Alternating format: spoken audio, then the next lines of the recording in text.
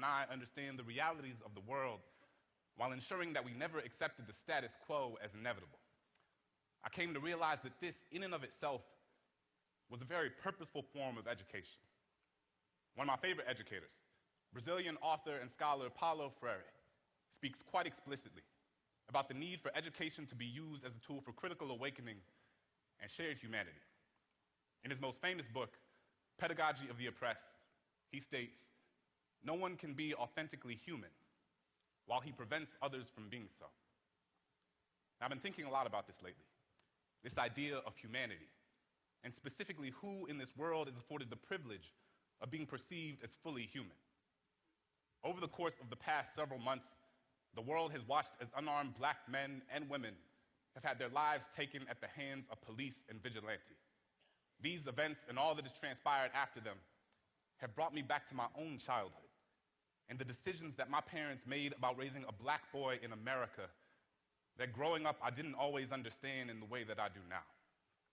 I think of how hard it must have been, how profoundly unfair it must have felt for them to feel like they had to strip away parts of my childhood just so that I could come home at night.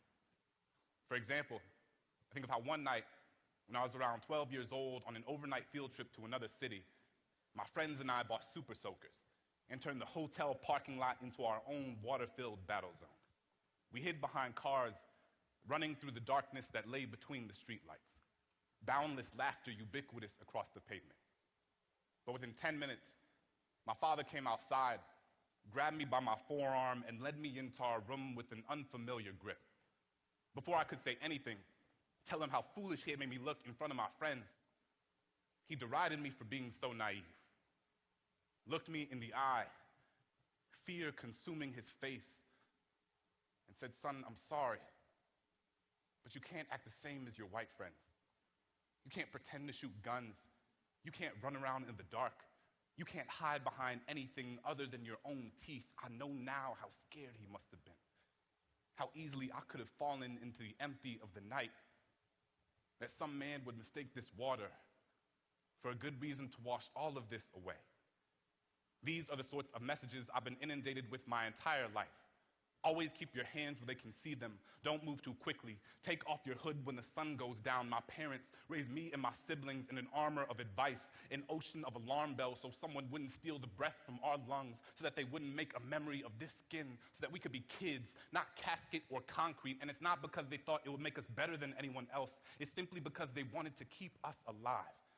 All of my black friends were raised with the same message, the talk given to us when we became old enough to be mistaken for a nail ready to be hammered to the ground, when people made our melanin synonymous with something to be feared. But what does it do to a child to grow up knowing that you cannot simply be a child, that the whims of adolescence are too dangerous for your breath, that you cannot simply be curious, that you are not afforded the luxury of making a mistake, that someone's implicit bias might be the reason you don't wake up in the morning? But this cannot be what defines us. Because we had parents who raised us to understand that our bodies weren't meant for the backside of a bullet, but for flying kites and jumping rope and laughing until our stomachs burst. We had teachers who taught us how to raise our hands in class and not just to signal surrender, and that the only thing we should give up is the idea that we aren't worthy of this world. So when we say that Black lives matter, it's not because others don't. It's simply because we must affirm that we are worthy of existing without fear, when so many things tell us we are not. I want to live in a world where my son will not be presumed guilty the moment he is born, where a toy in his hand isn't mistaken for anything other than a toy. And I refuse to accept that we can't build this world into something new, some place where a child's name doesn't have to be written on a t-shirt or a tombstone, where the value of someone's life isn't determined by anything other than the fact that they had lungs, a place where every single one of us can breathe. Thank you.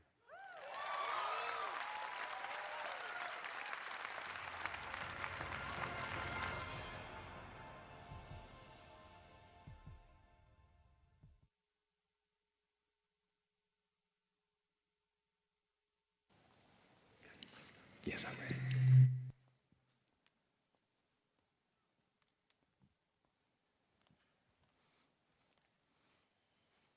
Wow. Good afternoon. Back from session one, the future. Now we move into the nitty-gritty of the urban. My name is Eric Booker. I'll be your host for the next 7 speakers. I'm a native of Baltimore City. I'm very excited about my city, and I love my city. But it's not a city without challenge. But what urban environment doesn't have challenge?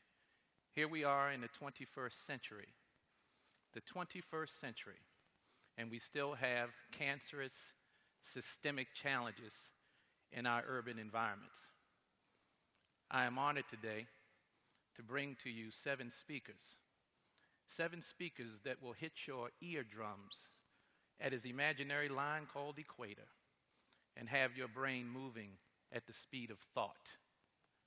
The object is to have you think, because for every challenge, there is an opportunity. And for every opportunity, there is one born into existence to tackle that opportunity. Without further delay, I'm going to bring to this red carpet a man who in Baltimore City needs no introduction. So I introduce to some and present to others the mayor's selection to move our city forward with One Baltimore, an entrepreneur and leader in his own right. Ladies and gentlemen, my friend, Michael Cryer, tackling systemic challenges. Thank you, buddy.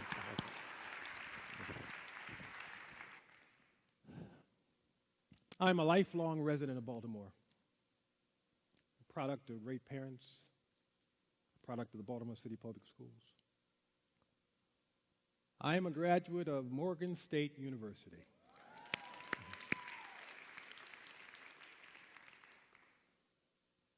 My wife and I went to the same elementary school. My mother was a volunteer Girl Scout leader. And our home became the drop-off for the Girl Scout cookies. My wife was a Girl Scout.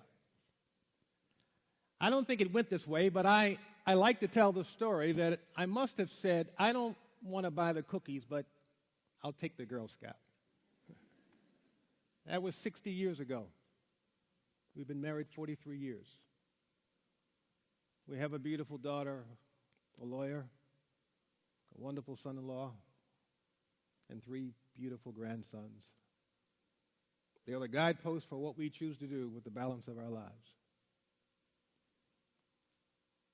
We've had a good life, and we are having a good life. I've been a psychologist, run my own business.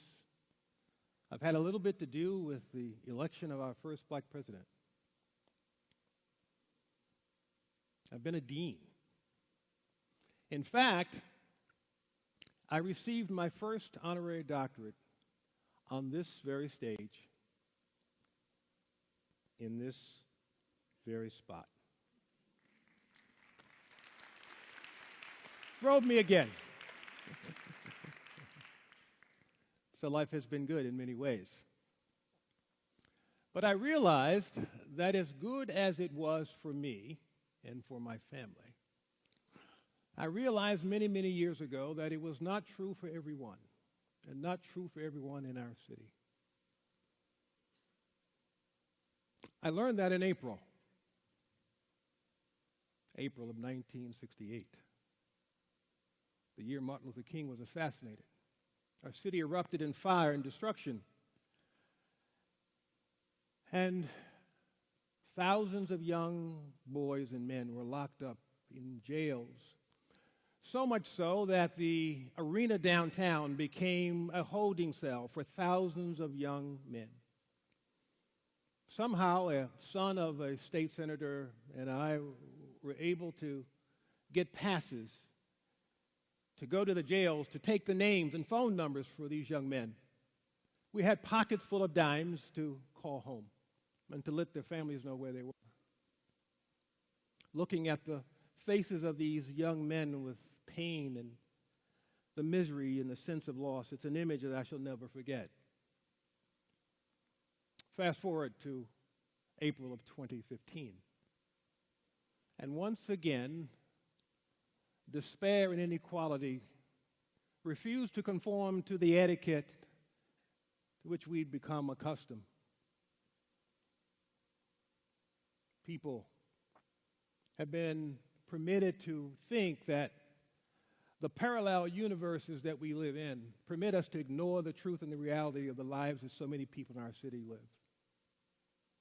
I looked at the young faces at Penn North as I walked through the city this past April. And the look in the eyes of so many young people was the same look I saw almost 50 years ago. 47 years ago, the same sense of anger, of pain, of dislocation. Some of us are awakened for the first time.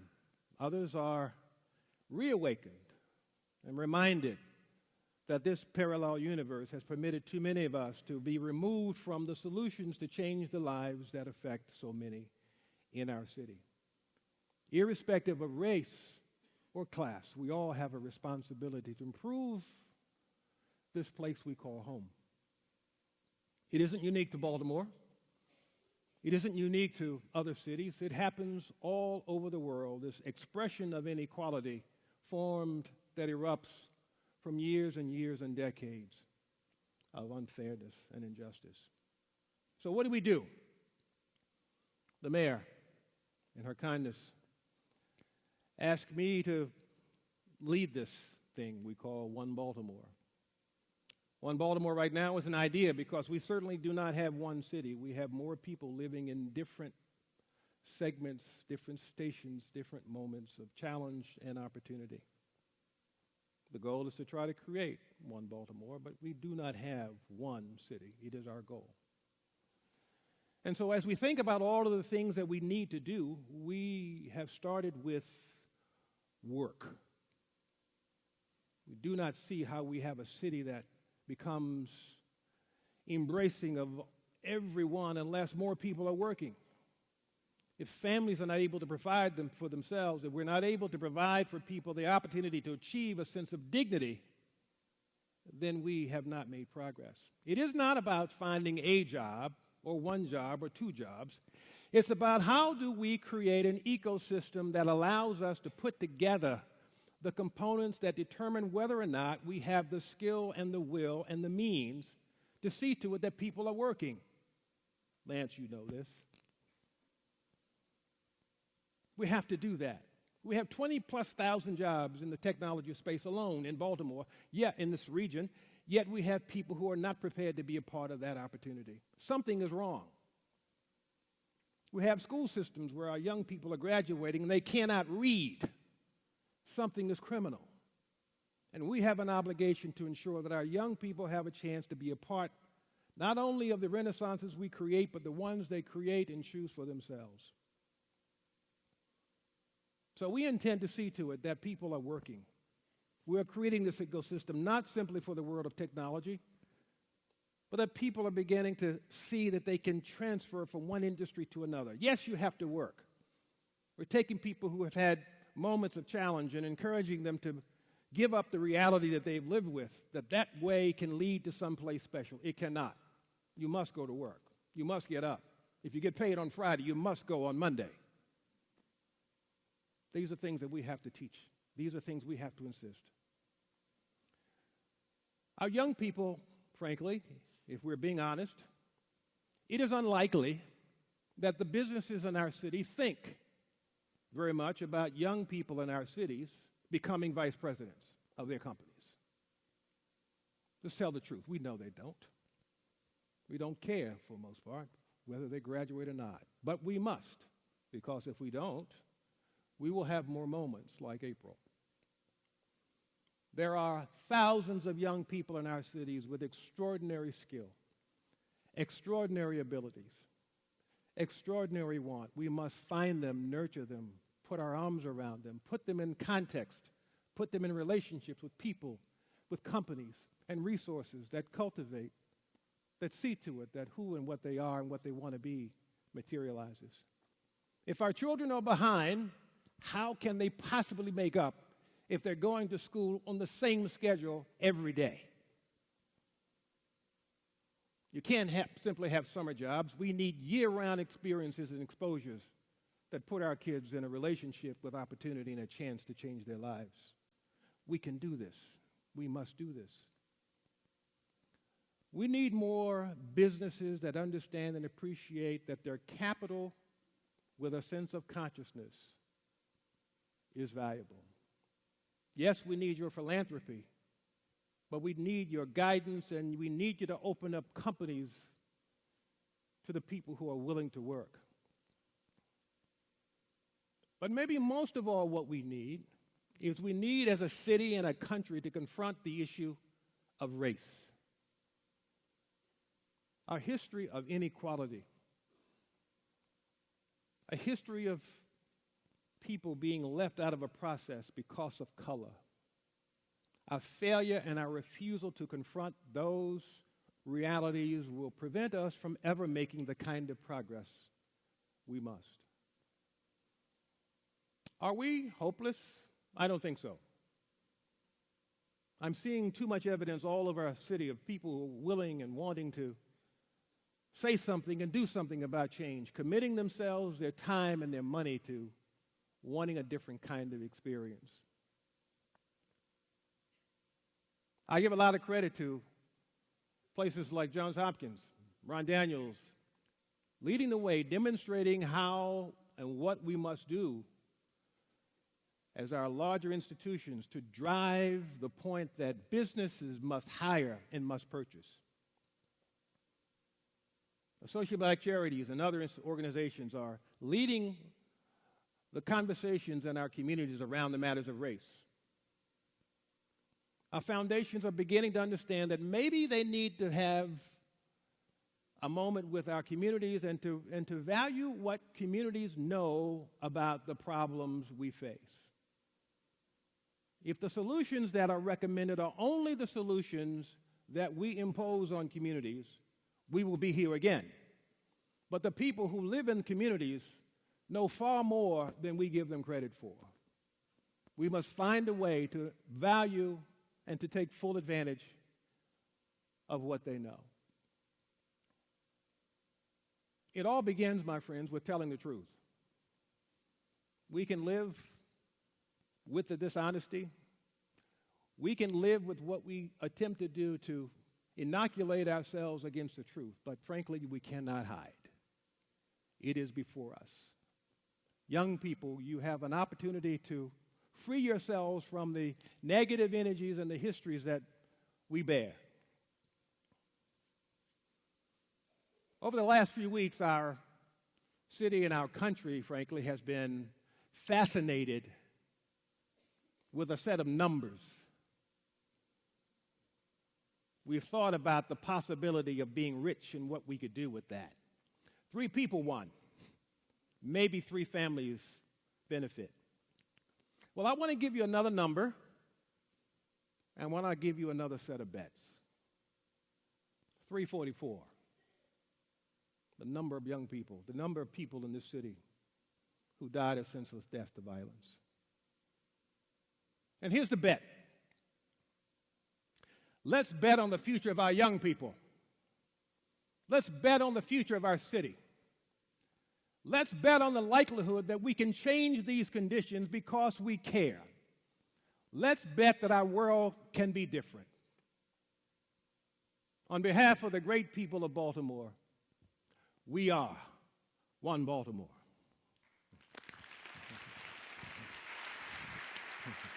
Thank you, brother. Thank you. Yes, sir. Ladies and gentlemen, let's give them another round of applause. We are one Baltimore. We are one Baltimore. Mr. Cryer said it right. The best social program is a job. He took us back to 1968 and brought us to the future.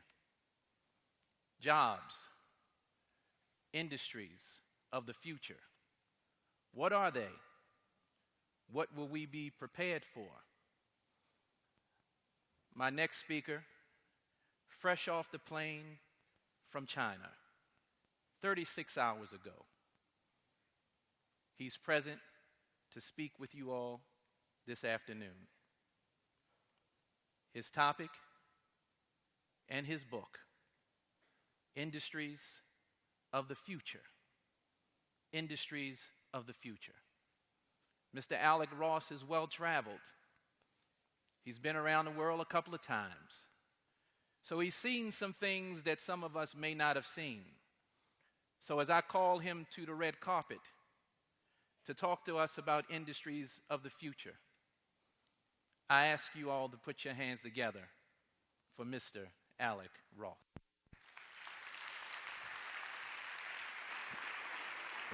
Thank you.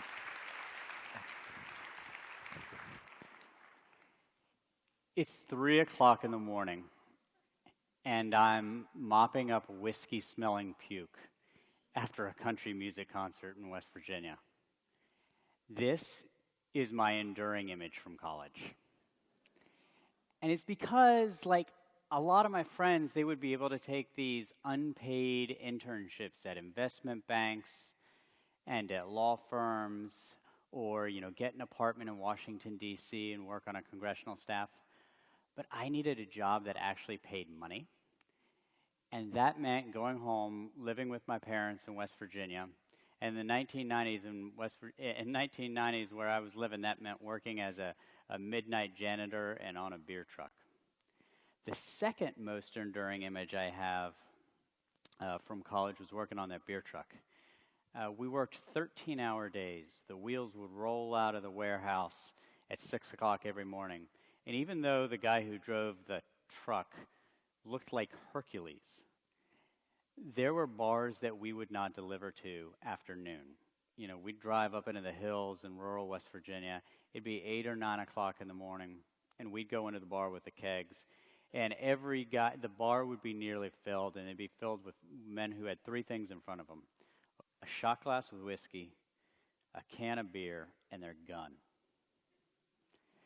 Fast forward 20 years, and a typical work day is I'm working in the White House Situation Room as Hillary Clinton's senior advisor for innovation. And in those 20 years, the road from that beer truck and that job as a midnight janitor, mopping up whiskey smell and puke, went through West Baltimore, actually through the 1300 block of McCullough Street, Booker T. Washington Middle School, where I was a sixth grade teacher and where I began my career. And it was rough at Booker T, too. I figured this out pretty early when we had the beginning of the year parent-teacher-student conference. And in one class with 35 students, only one parent showed up.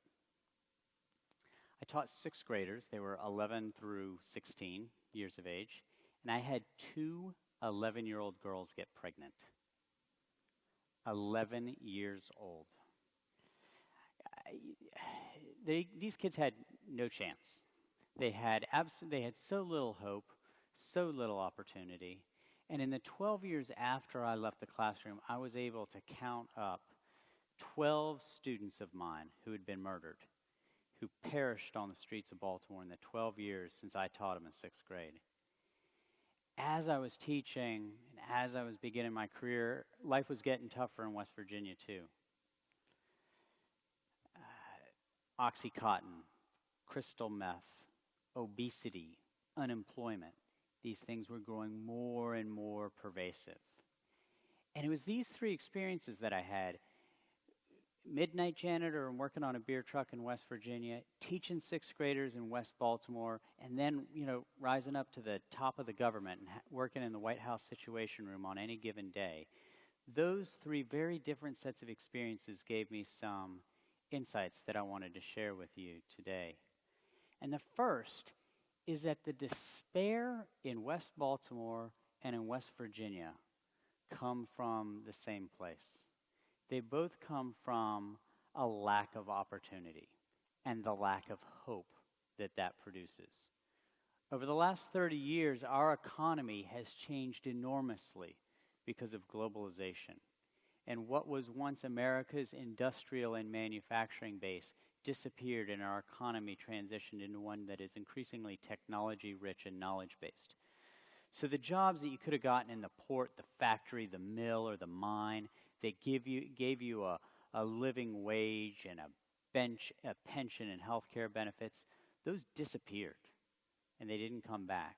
And if you were lucky, you were able to get a low-paying job bussing tables or folding bed sheets.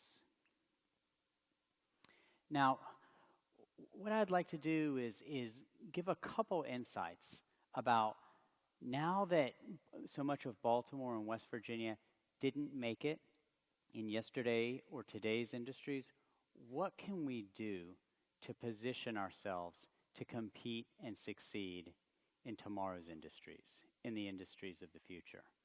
I want to start, though, sharing a dirty little secret, sharing a simple fact that most people don't believe me when I say it, but I believe it with all my head and all my heart. And that is that the kids that I grew up with in West Virginia and the kids that I taught in West Baltimore were every bit as smart as the people who sat beside me in the White House Situation Room. They did not founder, they did not fail, they did not make it because of their DNA. I am utterly convinced. I went to school with kids in West Virginia and I taught kids in West Baltimore that that had the exact same or better raw material than the people who I've trafficked with around the world and who I've worked with at the top of government. So I just want to use that as something to get out there. This is not about DNA. This is entirely about access to opportunity. Now, I wrote a book called The Industries of the Future. And the premise of the book is that if the last 20 years were shaped in significant measure by digitization and the rise of the internet, if that's what produced the jobs and if that's what produced the wealth, what's next? If that was 1995 to 2015, what's 2016 to 2026? And in my book, I write about a lot of different industries, but I want to flag 3 where we are at the white-hot center of them here in Baltimore. Number 1, big data analytics. Land was the raw material of the agricultural age. Iron was the raw material of the industrial age. Data is the raw material of the information age. If you get any sort of an academic basis in data analytics, you've got a couple decades of employment, pretty guaranteed.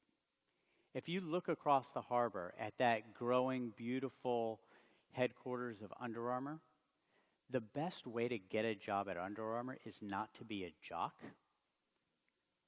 It's to develop skills in analytics so that as it goes from being a sports apparel maker to being a connected fitness maker and putting sensors in all of its clothing, those are the high-paying jobs that are really growing there. Industry number 2, cybersecurity. We don't lack jobs here in Maryland. We just don't have people with the skills to fill the jobs. And at the top of the list is cybersecurity. If you have an associate's degree, which is just a couple steps past a high school degree, not an undergraduate degree, there are thousands and thousands and thousands of job openings, with starting wages typically beginning in the 60,000s. If you get a college degree and you have a baseline certificate in cybersecurity, the average opening is $93,000. This is all here where we sit, and this is only going to be a growing industry. Industry number 3, genomics. The world's last trillion-dollar industry was created out of computer code. The world's next trillion-dollar industry is going to be created out of our own genetic code. And we are at the white-hot center of it. Now, you don't have to have a medical degree from Johns Hopkins or be a scientist to be able to get a job in what is going to be possibly the Silicon Valley of genomics here. There's a very large ecosystem that is going to be created around the commercialization of genomics. It's going to create tens of thousands of jobs here. The question is, how inclusive is it?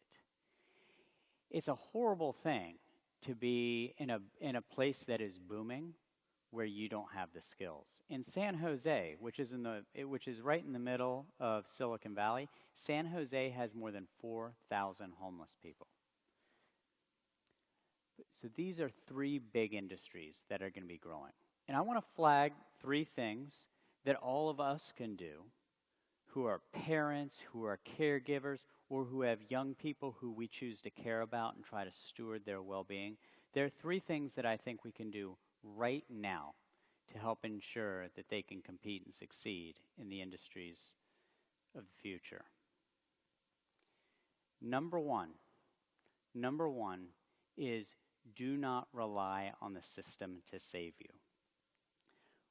Where I grew up in West Virginia and where I taught in Baltimore, the systems failed these kids a lot of the time.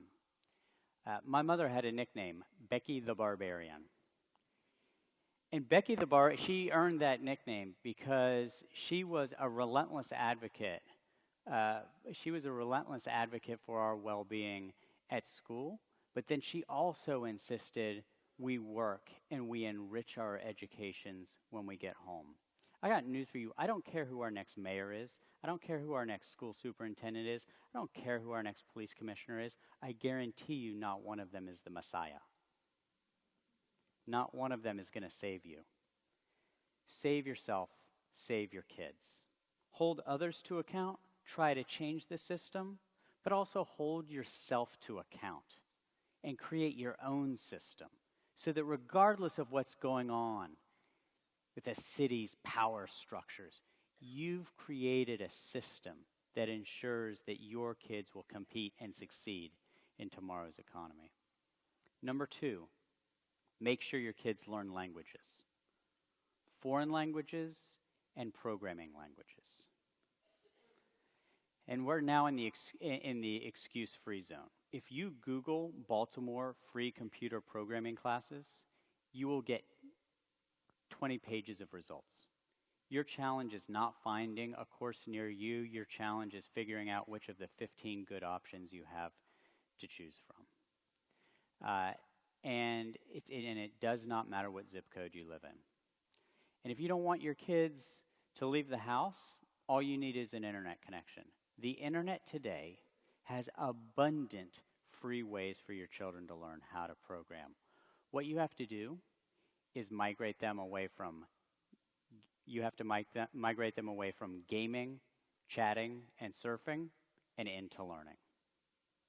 Final thing, number 3, is be a lifelong learner yourself.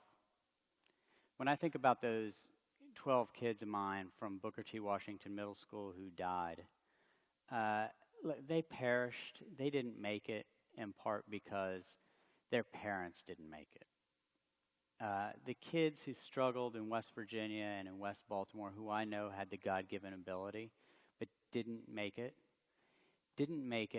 in part because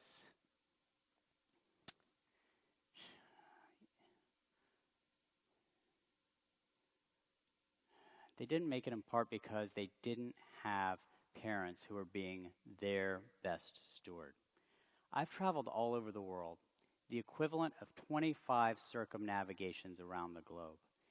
And at the beginning of every flight I take, there's an announcement that says, in the event of an emergency, if the oxygen mask comes down, help yourself first and then help your child. None of us are bulletproof. None of us have economic certainty in front of us. So for those of you in your 40s and 50s in particular, now is a terrible time to lose your jobs because it's increasingly the skills and the characteristics of people in their 20s and 30s who people are looking to hire. So you will be a great model for your children, and you will help ensure their economic security for the future if you also commit to becoming a lifelong learner. It's not the strongest who survive or the most intelligent, but that most adaptable to change. The loss of hope and the loss of opportunity is fatal. It's what killed my students, and it's what continues to drive me today to try to illuminate what the opportunities and the challenges are in the industries of the future, and with that, trying to honor their memory and trying to honor the work that they didn't get to do. Thank you.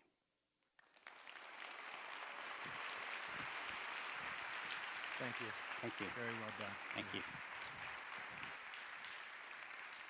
Ladies and gentlemen, let's give him another hand. Ladies and gentlemen, Alec Ross.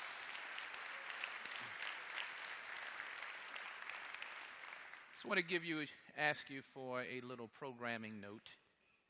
If you could refrain from videoing and taking pictures during the session, that would be appreciated. Sometimes it's disruptive to the speaker. So we've just come from Mr. Cryer talking about tackling systemic changes. Mr. Ross talking about the industries of the future. During this talk, I heard him give you a formula for success. Parents, engage your children. Prepare them for the future and the systems of the future. But in that begs a question. Years ago, people focused on affirmative action. What does that mean for children of color? So you have a system, but now your child of color has to work his way into that system and be successful. Our next speaker will talk to us about diversity and how diversity fails us. This gentleman is no stranger to diversity. He is the Vice President of Diversity and Inclusion at Johns Hopkins Medicine. Years ago, he worked for a real small computer company called Dell. But as he's progressed to this mountaintop, his work is so important because it begs the question. We make it into the corporate structure, but are we allowed to eat from the table, or are we just invited to sit? So without further delay, I'm bringing to this red carpet a man who knows his message, my friend, Mr. James Page.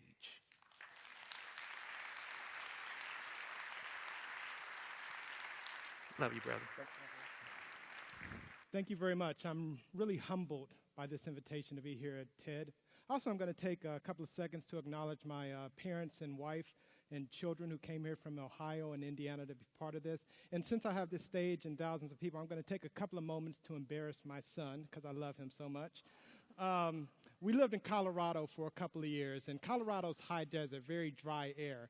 And my wife and I went out to dinner one evening and decided, we kept humidifiers all over the house. And we decided that we were going to go out to eat, and the humidifier ran dry. And my son decided he was going to help the sitter out by refilling the humidifier. And he refilled the humidifier with the most convenient thing for little boys to fill a humidifier with. We were greeted with quite an odor. I love you, son. So I'm here to talk to you about diversity and inclusion. Diversity is one of those things that can help organizations succeed if managed well. And it's one of those things that can be extremely burdensome to organizations that do not know how to manage it well. It's defined as similarities and differences. Now, on December 9th, 2015, the Supreme Court took up the case of Fisher versus the University of Texas.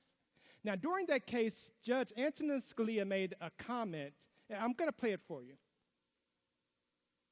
There are those who contend that it does not benefit African Americans to get them into the University of Texas where they do not do well, as opposed to having them go to a less advanced school, a slower track school where they do well. Now, when people heard this comment, we're at Morgan State University. I mean, there are a lot of great, but when people heard this comment, they were upset. I was upset when I heard this comment. But what was equally disturbing are the ways in which Judge Scalia was correct. You see, our viewpoints are made up of our previous experiences, those things we see, what we hear, the people we interact with, the stories that we're told. And an individual who was born in 1936, whose father was a college professor, whose mother was a teacher, who graduated from Georgetown University in 1957, Harvard Law, and sits on the Supreme Court of the United States, is going to have a viewpoint that's just a lot different than someone like myself. I want you to take a look at these, a couple of images behind me. Think about what you see here. Leonardo da Vinci stated that all of our knowledge has its perceptions and origins, has its origins and perceptions. Now, if I ask you what you see up here, most of you are going to say you see a cube. Now, what's interesting is that we really don't see a cube up here. What we see are 8 circles, and these 8 circles are arranged in such a way that our mind fills in the gaps and creates an image that we are used to based on our previous experiences, our knowledge, the stories that we're told. And for some of us, we're able to fit an enormous amount of information, thoughts inside of that cube. For others, they can only fit a limited number of perspectives, viewpoints, ideas, ways of engaging people inside of this small cube. We have to start engaging ourselves so we're thinking beyond this cube. Take a look at these pictures. There's an exercise I like to do where I've asked people to look at images. I want you to think about a couple of images, people, ideas, jobs. The first one I want you to do is think about a CEO.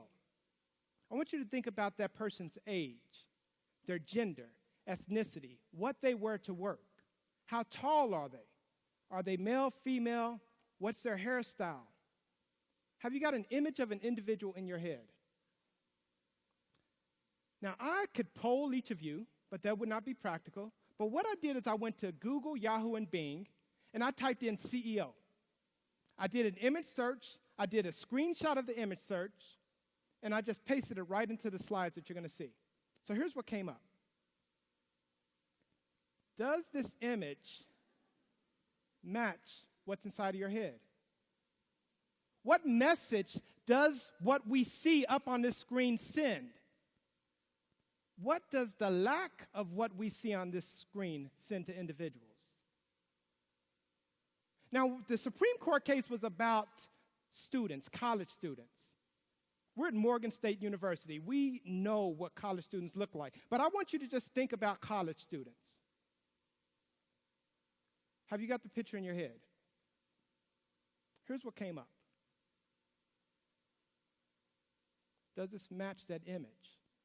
Does this speak to our potential as an organization, as a country, as a community? Next, I wanted you to think about is a doctor, a physician, a surgeon. Got an image?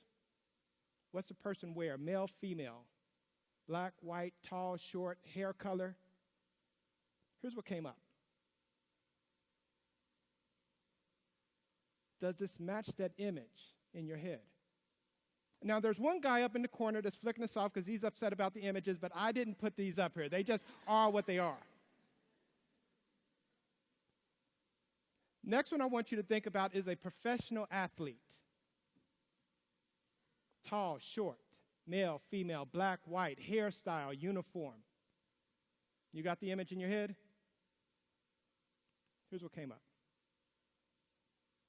Now, what message does this send? What message do these images send to that little black boy that goes on Google and types CEO and does not see himself reflected?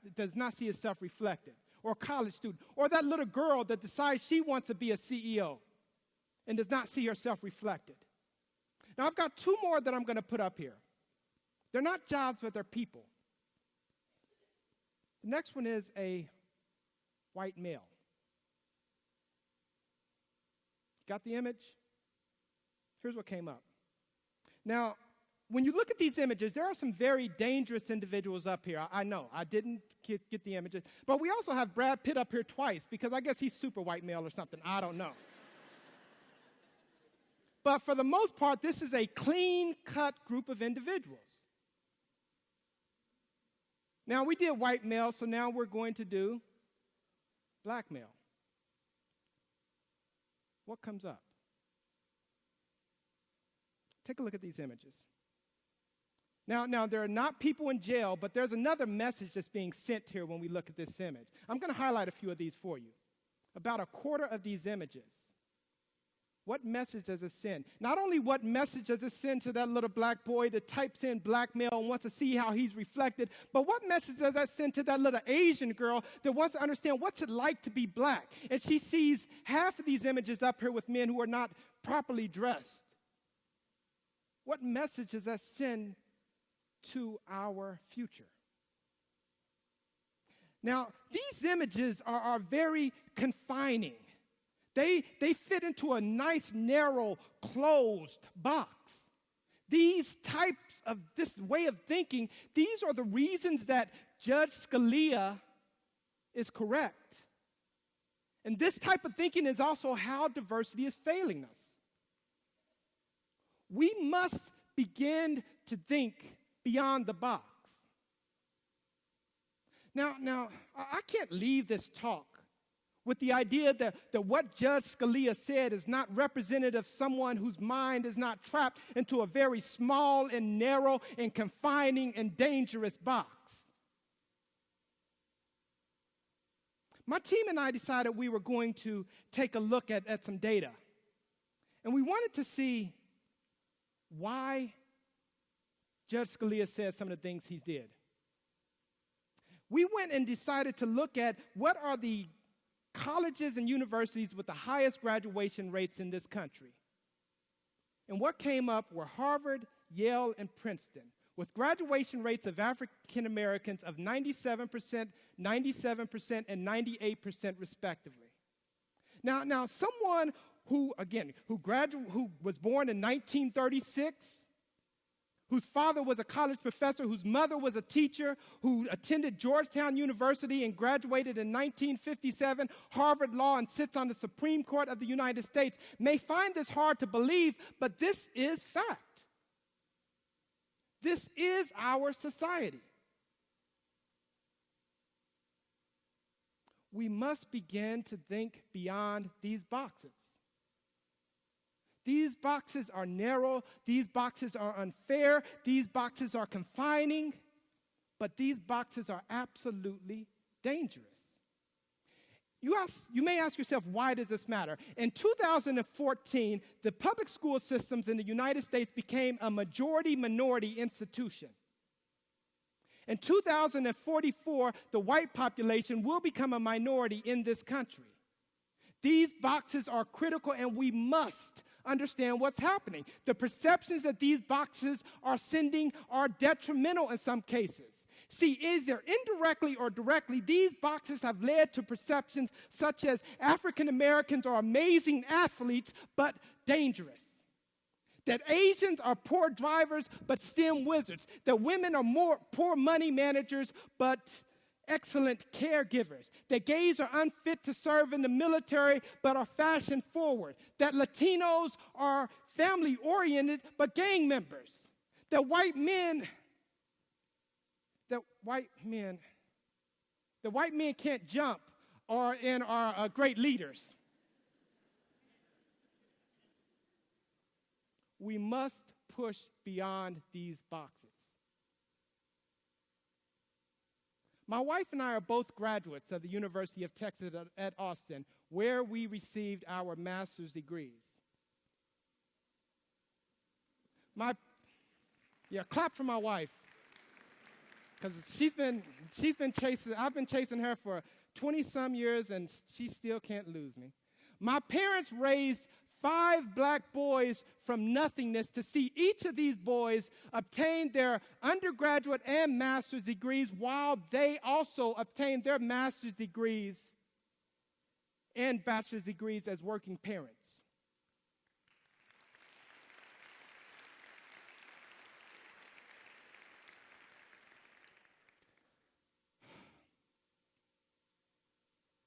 So we circle back.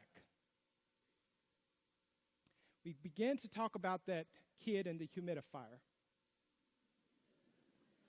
And I get concerned. I get concerned that people will not be able to see beyond his box.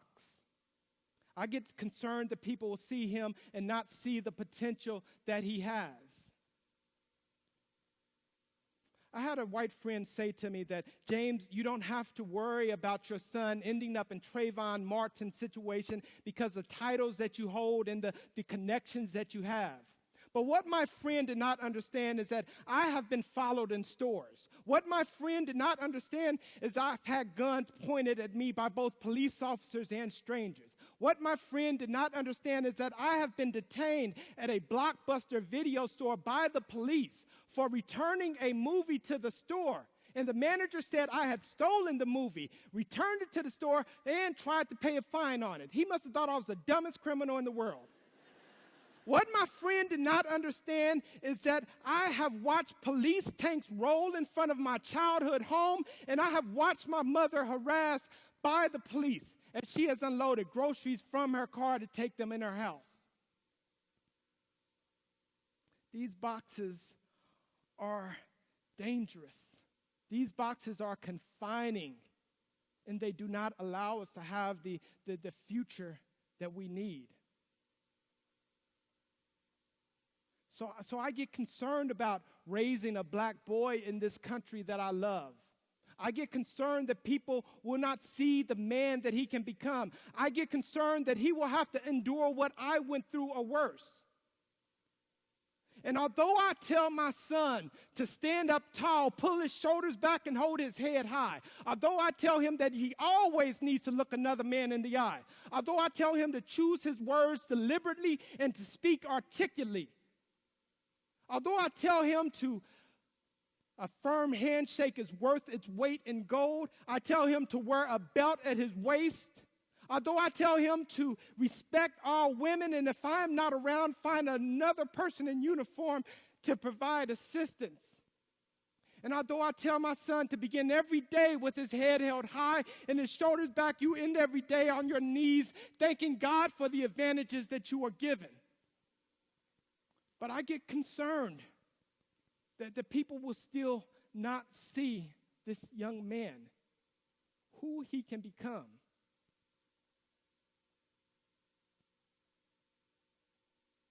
And it pains me that still in 2016, being black in America means laughing when you don't like the music, when ain't nothing funny. Being black in America means dancing when you don't like the music. It means playing the game when you want to cry. It means bowing your head when you want to run. And it means shutting up when you want to cry, help. So it pains me that I have to tell my son not to look that other man in the eye. Don't say anything when he should be able to look that other man in the eye and say, I am James Edward Barty Page III, and I am still not your target practice.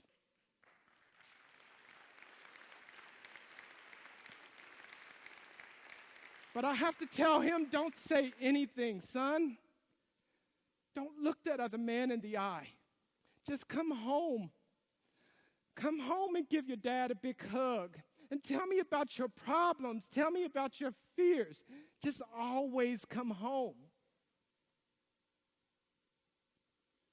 So we're back to where we started, talking about the Supreme Court of the United States.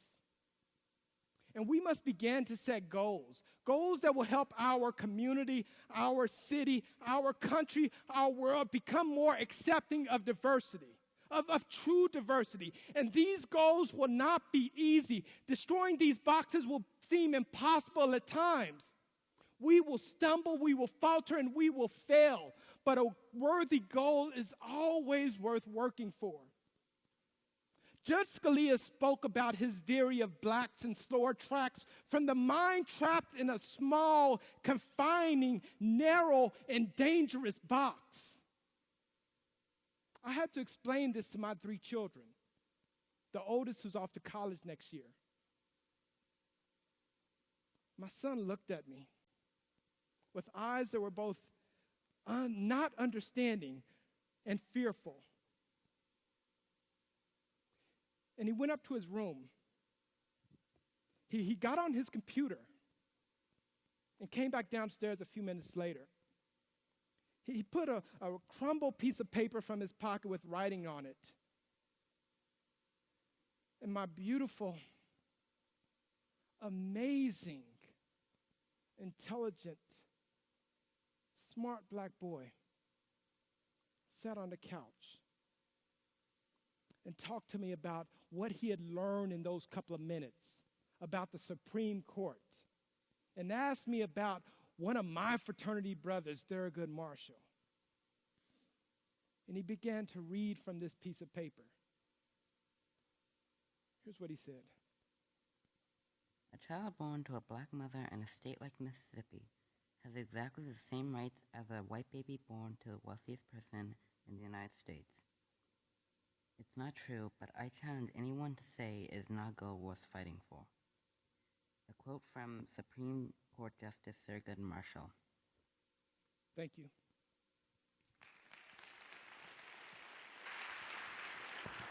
Well done, dear brother. Well done. Thank you.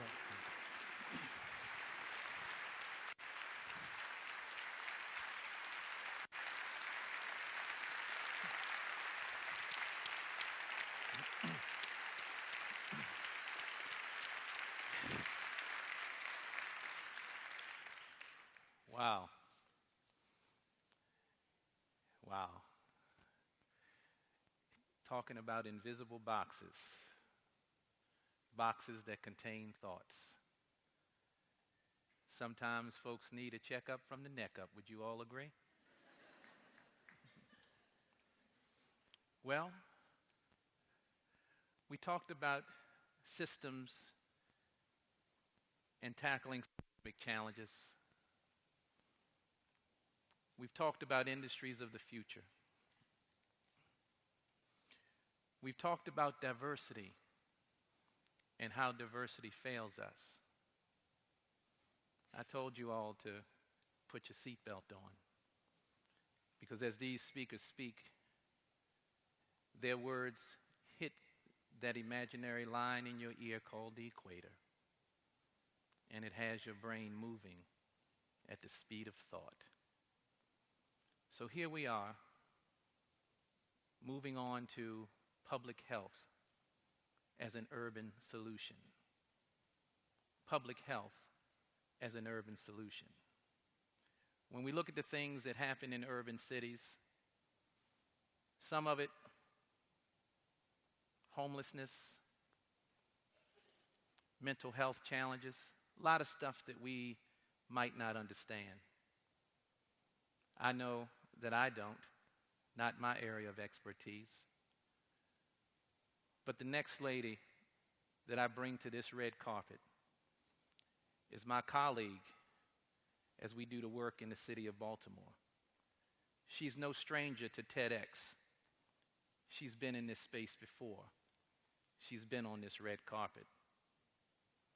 She's a leader, she's an advocate, and she is our Baltimore City Health Commissioner.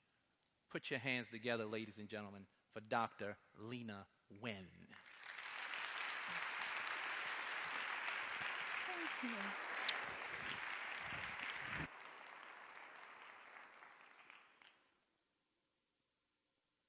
you. In April 2015, a 25-year-old African-American man named Freddie Gray was taken into police custody.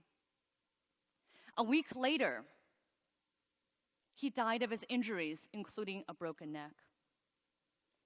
The morning of April 27th was his funeral. That afternoon, that evening, the world saw Baltimore on fire. They saw our cars burn, our stores looted, our youth arrested. For days, for weeks, our television screens were filled with these images. But the cameras only captured snapshots of a crisis so complex that 9 months later, we can't even agree what to call it. Riots? The unrest? An uprising? As Baltimore's health commissioner, I watched another picture unfold from behind the scenes. Take Mrs. Mabel, a 62-year-old woman who has a history of heart attacks, had a heart attack last year and was out of her blood pressure medications. Her pharmacy was one of the dozen that was burned down or looted and closed, and she and 200 other people in her building didn't know where to get their medications filled. Or take Mr. Paul, a 55-year-old man. He's a diabetic who ran out of his insulin, and he thought that the best way to hold out until he could get his medications again was to stop eating. Anyway, there was hardly any food left in their house because, like 1 in 3 African Americans in Baltimore, Mr. Paul and his elderly mother lived in a food desert. Already faced with limited food options, they lost their only access to groceries when their corner store burned down. These are not the stories that graced the front pages of our newspapers. Yet the day after the unrest, this is what I heard. I heard about our residents, our fellow citizens in the city who were suffering and dying. There was no instruction manual, no guidebook for what to do. That was scary. What was infuriating was that there were plenty of people who questioned whether we had to do anything at all. Aren't there dozens of pharmacies and hundreds of stores in Baltimore? But how could I tell Mrs. Mabel, who is in a wheelchair and dependent on oxygen, to walk an extra 12 blocks to get her prescription medications? Or Mr. Paul and his mother to take 2 buses in order to get their milk and their cereal, their fruits and vegetables? These problems of inequality impact Baltimore every day. We see that the currency of inequality is years of life. These problems for me are personal. I didn't grow up in Baltimore, but I watched inequality scar my neighborhood in inner city Los Angeles. My parents and I were poor immigrants. We lived paycheck to paycheck and always worried about whether we could make rent that month. I watched inequality leave its mark on every single person that I knew, from my classmates who became the victims of gun violence, to our families who suffered from drug addiction, to our neighbors who died because of diseases of poverty. This is what I saw, and these experiences are why I went into medicine and why I became an ER doctor, because I never wanted to be the doctor who ever turned a patient away. But it's also in the ER that I saw how much we're practicing sick care, not health care. Studies show that while 97% of healthcare costs are spent on what happens in a hospital, only 10% of what determines how long a person lives depends on hospital care. Indeed, a child born in some neighborhoods in Baltimore will expect to have a 20-year lower life expectancy than a child born just a few miles away. If the currency of inequality is years of life, then the opposite of poverty is health. Now, I came to Baltimore committed to changing this reality, but despite my own background and years of medical practice, the going was hard at first. And I remember my first community meeting. I came in, I was new, I said that I was here to run the city's health department, and I wanted to hear the residents' concerns. And I thought that I could guess what they would say. They'd talk about heart disease, cancer, diabetes, right? Wrong. In conversation after conversation, the number one issue raised was rats. Rats. I don't know about you, but I don't know the last time that bubonic plague affected Patterson Park or Druid Heights. And what do you call a veterinarian who only knows how to treat one species of animal. A medical doctor. And so, what do I know about rats? And yet, rats is a pressing reminder that public health must be about meeting people where they are. Our city's health department started over 200 years ago after an outbreak of yellow fever swept through the city and killed thousands of our residents. And now we focus on other concerns, like the health of our children. There are more than 45,000 children in our city who live below the poverty line. And on any given day, there are thousands of homeless children. So we have a choice. On the first day of school, we can choose to turn away thousands of children because they don't have their immunizations, or we can choose to bring vaccines to schools. We can wait until the child with a tooth infection gets so sick that they have a fever, they end up in the ER with a raging tooth abscess. Or we can bring the dentist to the child. Going to where people are is our ethos. And this is what we did last April. When we heard that our residents didn't have access to food and medications, we and our partners set up a system to help any child, any family, any person in the city whose health was affected. We arranged transportation to hospitals. We figured out who needed what medications, how urgently, and we figured out a way to get it to them, including delivering to their homes. We organized food distribution and set up a shuttle for seniors to get their groceries. But our response was not enough. We were doing what I did in the ER. We patched up the wounds, but we did not address why the patient was injured in the first place. We treated the crisis in front of us, but what about the other problem, the disease that looms silently beneath the surface? What do we do about that? A few months ago, I went to speak with a group of 8 to 15-year-olds, and I asked them what was the single biggest issue on their minds. I really hoped that they weren't going to say rats, but I thought they might talk about how to ask someone out or what direction One Direction is going in. Or I thought they might talk about gonorrhea, smoking, or condoms, because after all, the nickname of the health department is the agency of bugs, drugs, and sex. But what they said shocked and saddened me. Every single child mentioned as their number one issue mental health.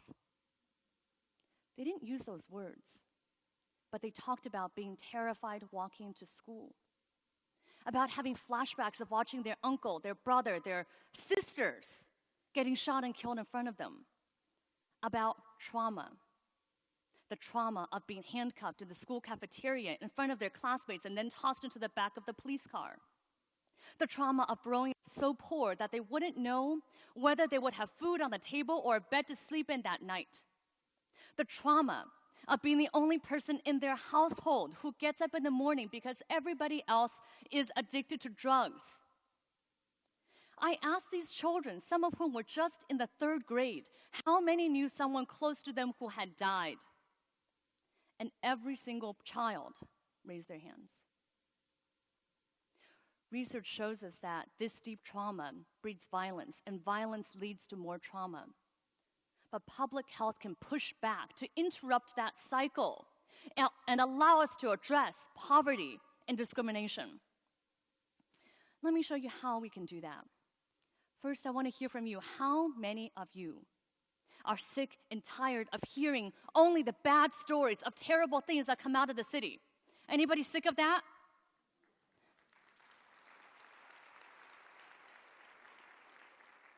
Now, how many of you would rather come to events like TEDxBaltimore and hear the stories of hope and success and resilience, because we know these stories are out there in our city?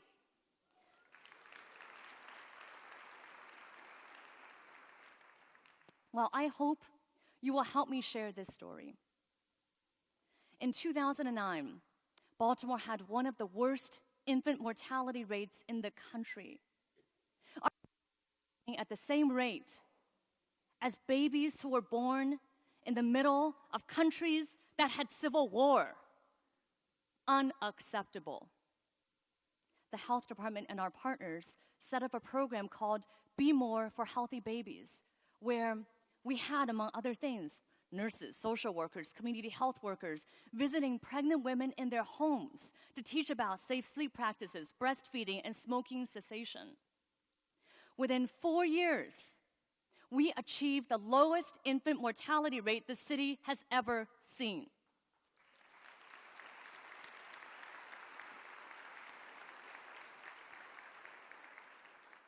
And the number of infants who died in their sleep reduced by half. Now, here's what I find to be even the most incredible part. Studies on home visiting, not only in Baltimore but across the country, show that it has effects far beyond the newborn period, with a child more likely to graduate from high school and less likely to be involved in violent activities as teens and adults. That is the power of public health. Treating now instead of incarcerating later. Reducing crime not by punishment, but by investing in our children's health. Basing our services not on the rhetoric of politicians, but on the research of scientists, firmly grounded in the principles of social justice. Now, we try to do this again to apply these same principles to another issue that ties into the very fabric of our city, drug addiction. Now, it seems to be society's understanding that if you're wealthy and insured and have an addiction, you have a disease. You can check yourself into a medical clinic and get treatment. But if you're poor, uninsured, and have an addiction, you have a moral failing. If you end up in jail or you die, it's just too bad. This misconception is not based on science, but on stigma. And public health has to push back, change the conversation to that of saving lives.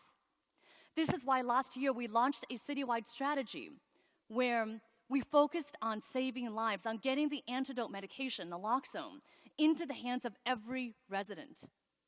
I issued a blanket prescription to all 620,000 residents of Baltimore. And we started a 24/7 phone line to assist anyone who has addiction needs or questions about addiction, regardless of ability to pay. Now, within a few months, we have seen signs of hope. For example, we began training the police on using naloxone to save lives. Initially, there was pushback from some who may not have seen medical interventions as part of their job.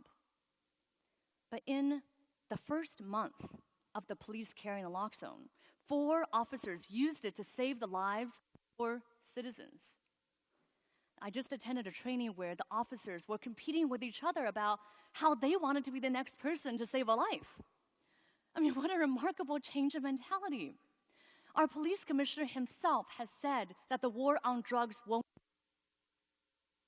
And in fact, he is our partner in a pilot program where an individual caught with drugs will be offered addiction treatment instead of incarceration.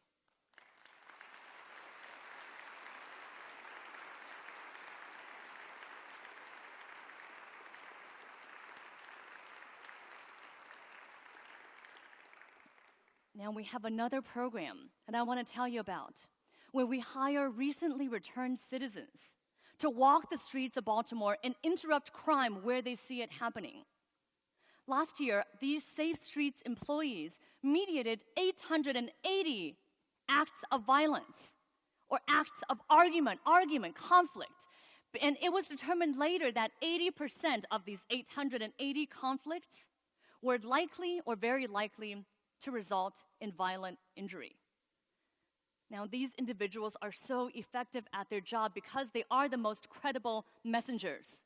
They have walked in the shoes of the people that they're serving. That's why they're so efficient. That's why they're so good at their jobs. And that is why it is our belief that our citizens are not problems to deal with. They are essential to every solution.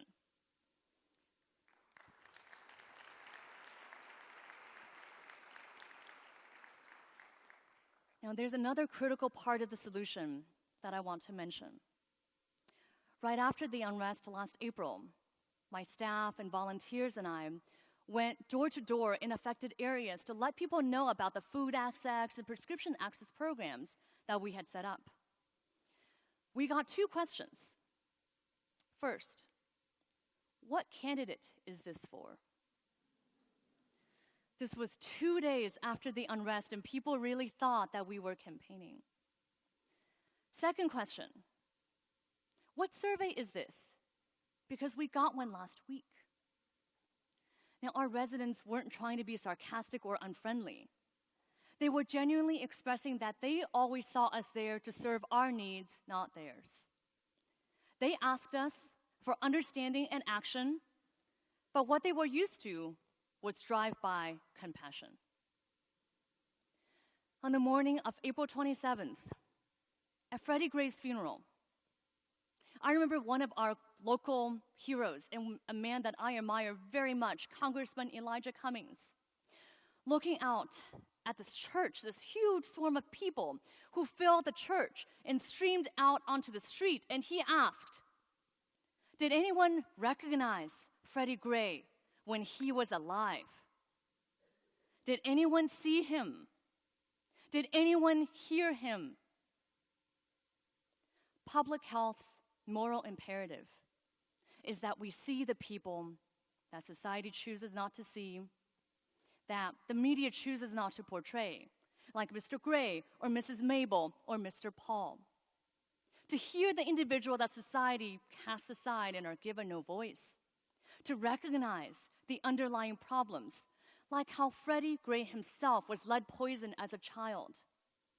He and other children in his neighborhood, like in mine growing up, were robbed decades of their life before they could even get started. And here is the final potent role of public health, to call it as it is.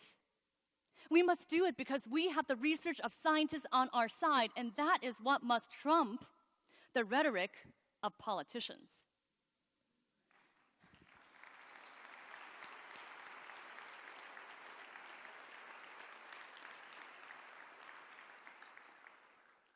We must say the difficult things, that our policies of mass arrest and mass incarceration have not worked, and in fact have worsened poverty and discrimination. That discriminatory housing practices and structural racism have bred distrust and disparities that crush hope and opportunity, that fuel trauma and unrest.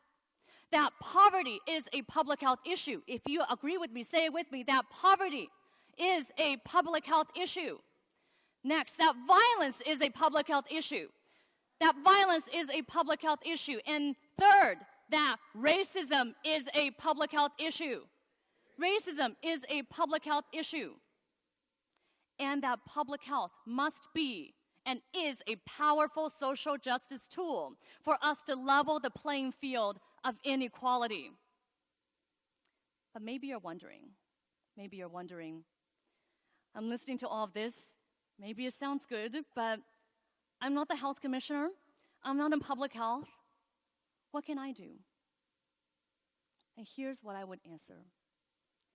No matter our discipline, no matter our field, no matter our job, no matter our title, we're in it together, and we're all faced with the same burden of choice.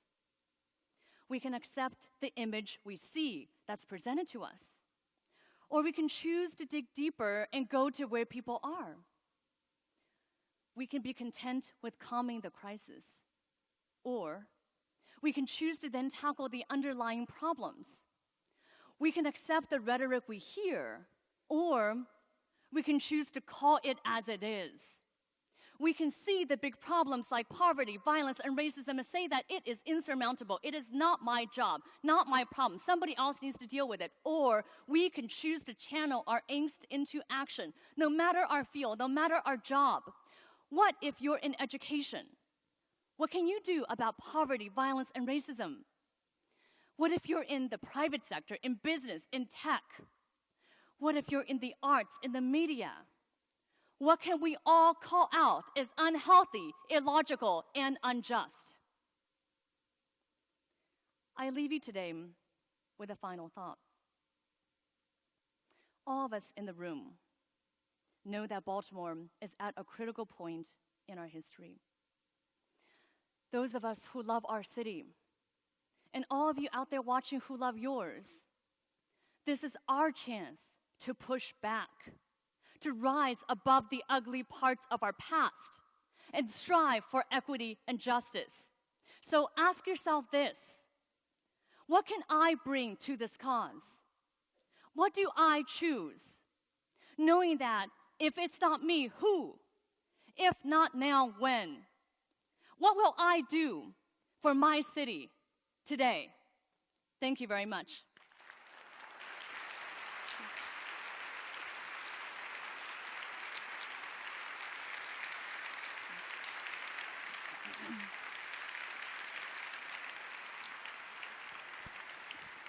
Oh, I love you. I love you. Very well done. I love you. Ladies and gentlemen, you know I'm going to ask you, let's give another round of applause.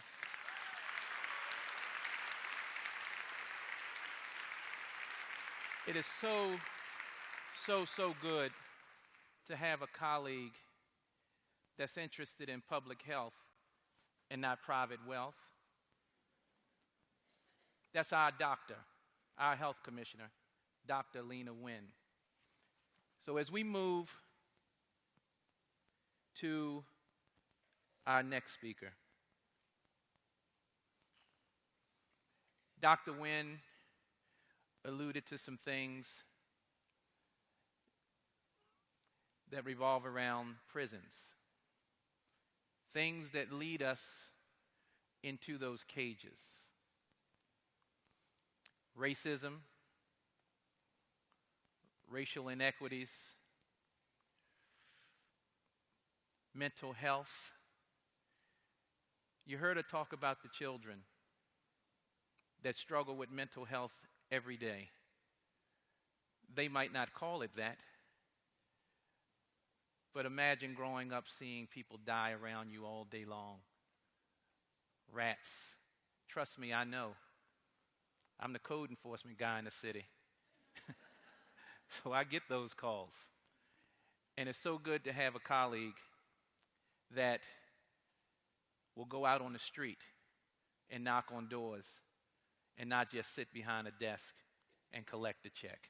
I have to give her another round of applause.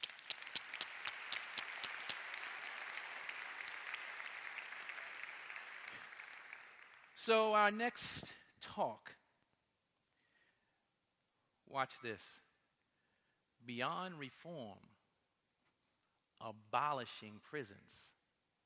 What? No jails?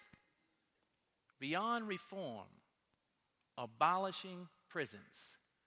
Well, you know, when people run for office, the first thing that they talk about is public safety. Am I right? What they're going to do, their plans for public safety.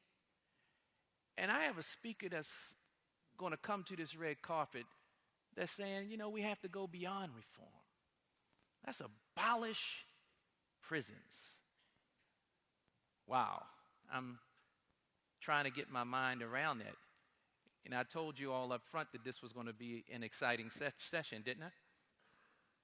We're in the nitty-gritty now. Maya Shenwar. She's the editor-in-chief of Truth Out. She's an author. And I wrote this down because I didn't want to mess it up. The author of Locked Down, Locked Out, Why Prisons Don't Work and How We Can Do Better. Without further delay, ladies and gentlemen, I bring to the red carpet Maya Shenwar.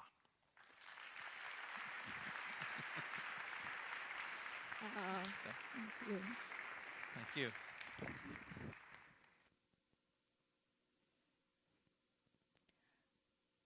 Imagine a country in which millions of people live inside cages. These cages are located far from their homes and families, often in the middle of remote cornfields.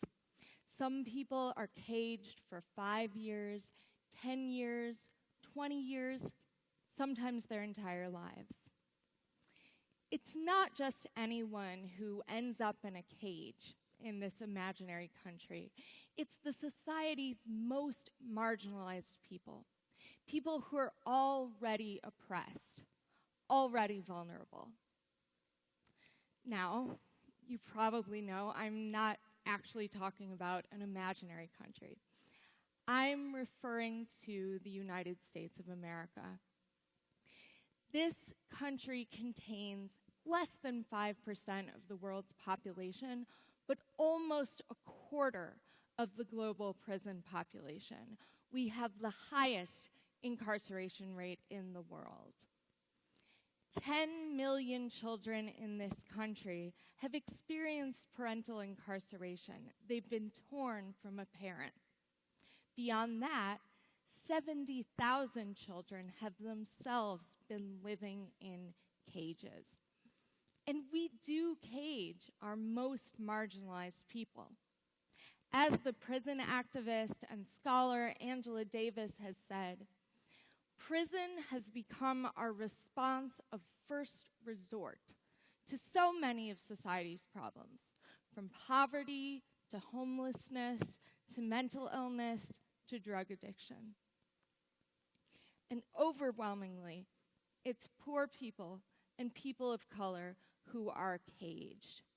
In particular, Black people are more than 5 times as likely as white people to be incarcerated in this country. So lately, you may have heard some of these facts popping up in the news. Just recently, over the past few years, incarceration has been making the headlines. This is partially due to a state budget crunch and a new conservative enthusiasm for reform. Suddenly, a number of politicians are wondering whether we should really be spending $80 billion a year on prisons. But also, this shift toward recognizing mass incarceration is due to decades of work by prison activists and racial justice activists and Black liberation activists, bringing this issue into the public consciousness. So finally, we have this mainstream awareness that this prison system has some major issues. It's almost trendy to care about prison reform now. There was a recent headline in the Hartford Courant that said, "Prison reform is the new kale." Sort of is. But current prison reformers are working on everything from marijuana decriminalization to sentencing changes to better conditions in prison. It's exciting that so many people understand there needs to be a change, and many of the changes being advocated are really exciting. But still, most of these mainstream reforms assume that for the right people, whoever they are, prison works. This is a fundamental flaw of mainstream prison reform.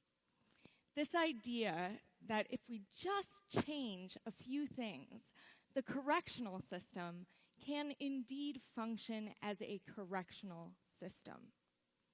The assumption is that cages can keep us safe. But here's the reality. 2 out of 3 people coming out of prison are rearrested within 3 years. Prison is not correctional, whatever that even means.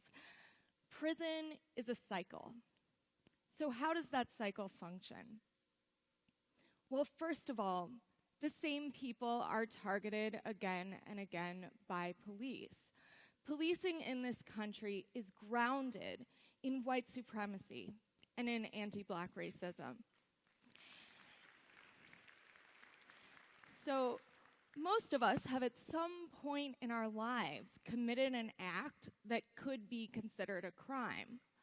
but it's marginalized people, and in particular black people, who are targeted, who are policed, who are arrested for those acts. Policing is the gateway to prison. And so this systematic racial targeting ensures a steady supply of people flowing into prisons. A second way that this prison cycle functions is that many, many of the people who commit the acts that we refer to as crimes are doing so in the service of their own survival. Prison does nothing to address poverty or economic injustice. Actually, people coming out of prison have even fewer resources and even fewer opportunities than they did going in.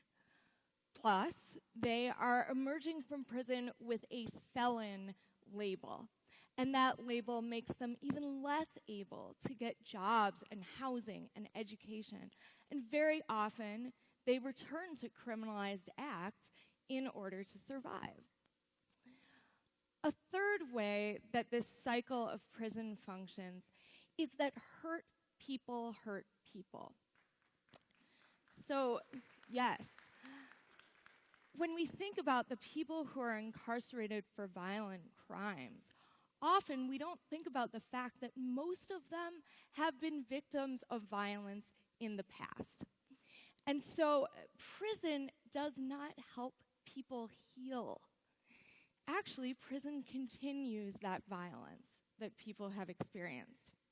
So on the one hand, I'm talking about the various acts of physical and sexual violence that take place behind bars, many of them actually perpetrated by authorities. But also, we need to keep in mind that caging a human being is in itself a violent act.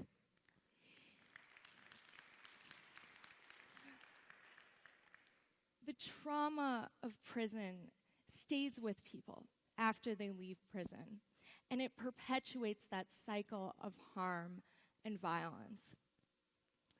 Another way in which this cycle of prison functions, and this one is particularly important to me as a family member of a formerly incarcerated person, is that prison cuts off connections. It isolates people from the world.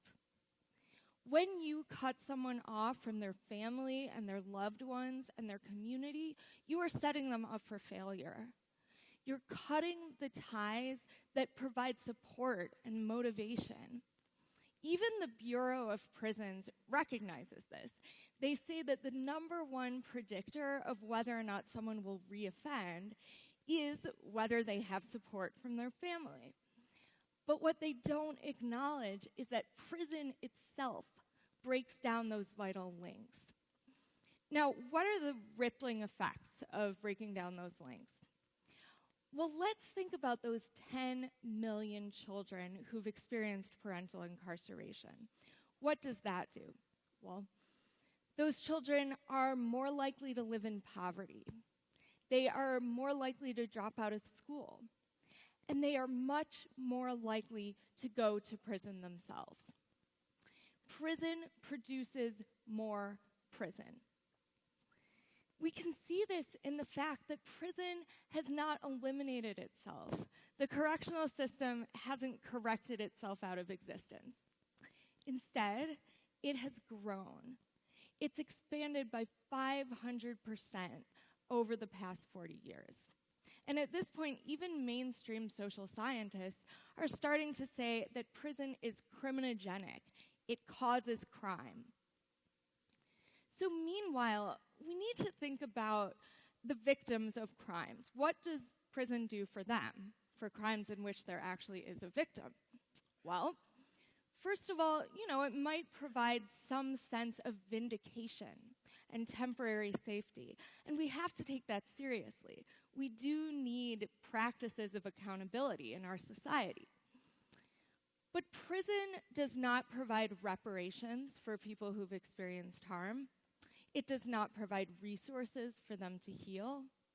It doesn't even provide an apology. And since prison is a place that promotes harm and violence, it certainly does not provide victims with any indication that what happened to them, the harm that happened, will not happen again. So from all of these angles, we can see that the prison system is not just broken. It is built on a fiction.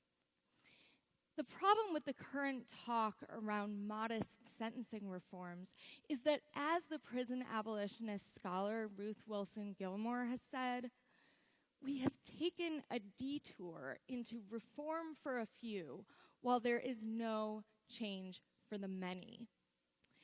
We can't just shave the prison population down around the edges. We can't just try to make prison a nicer place to live.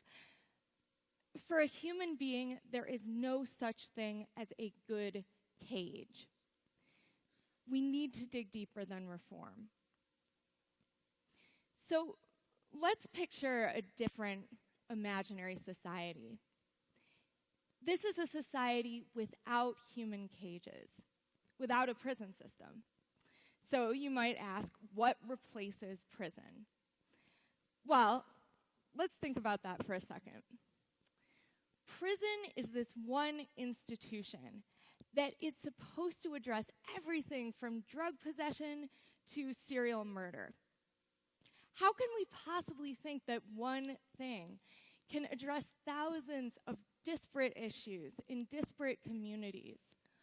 Addressing harm doesn't look like that.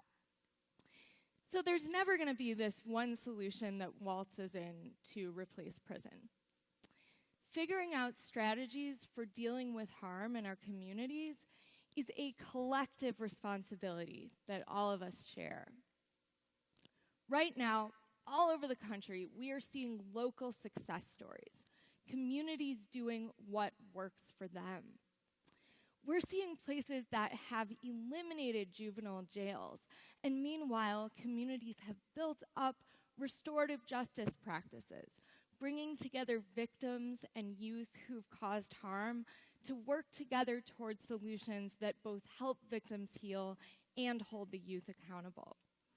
We're seeing neighborhoods that have drastically reduced gun violence because groups of mothers and grandmothers have come together to spend time outside at night building community.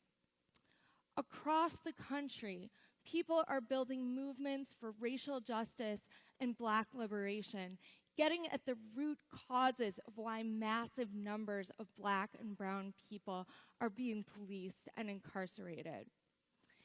A number of communities around the country are pushing for the decriminalization of drugs, challenging that definition of crime in the first place, and pushing for the establishment of optional public health-based, community-based programs for people who are struggling with addiction. Also, we have to remember that so many people who commit what we call crimes do so in order to survive. And so we need to start changing those structures. We need to support housing, education, healthcare, childcare, the arts in all communities. These are things that have actually been shown to promote real long-term safety. But these are just a couple of ideas. I do not have all the answers, and really no one does, because we still live in a society that's mostly trapped in the prison mindset. So, for example, what do we do about this tiny fraction of incarcerated people who have committed very serious violent acts repeatedly and may need to be separated from their potential victims? This is something that we are going to have to figure out together over the long term as we evolve away from prison. Moving beyond prison will require collective creativity, all of us working together toward a safer and freer world. So as you leave here today, imagine that new society, a place where people are not disappeared into cages. a place where harm and violence are actually confronted, a place where we can imagine the end of violence. Prison doesn't work. We need to come together and imagine what does.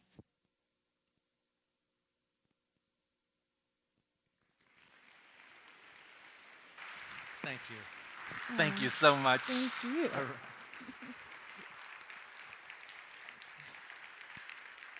You all heard her. Prison doesn't work. Prison doesn't work. She didn't call it jail, she called it cages. I remember when I was in jail for leadership training. I thought I would do that to go back to James Page's boxes to see if y'all put me in a box. Did y'all put me in a box? All right. Okay, let me move rapidly to our next speaker. What we have a tendency to do in the urban environment, as you saw in '68 and you saw in 2015, is we have a tendency to act out and rebel. And sometimes we tear up assets in the community that are very important to us. There's other ways to do it. Our next session is called Rethinking Conflict.